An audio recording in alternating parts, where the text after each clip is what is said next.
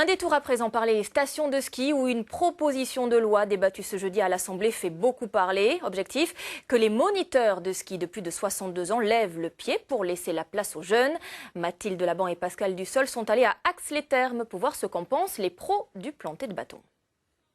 Dans le collimateur des députés, ce type de moniteur, en forme oui, mais pas tout jeune.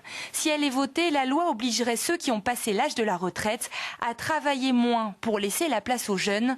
Un dispositif conteste ici depuis 1 an. Ça a été difficile et faire accepter à des moniteurs qui sont sur la station depuis 40 ans, qui enseignent le ski chaque année sur la station, leur faire accepter qu'il fallait lever le pied à certaines périodes. Jean-Louis a 64 ans, dont 42 d'enseignement. En 1 an, il est passé de la première à la 13e place sur le planning des moniteurs.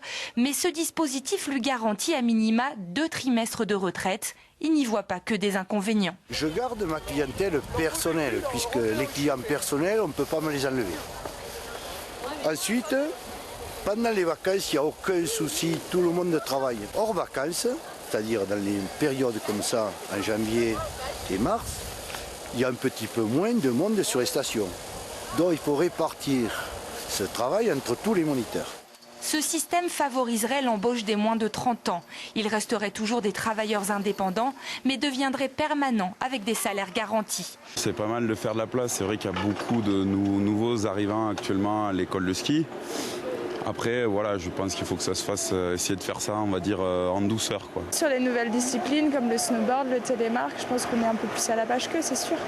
Donc ça nous permet aussi d'avoir plus de travail et que ce soit plus légitime, on va dire. Sur 60 moniteurs à l'ESF, seuls 3 doivent ralentir la cadence. C'est surtout dans les grosses stations de ski des Alpes que la loi pourrait fragiliser ces travailleurs.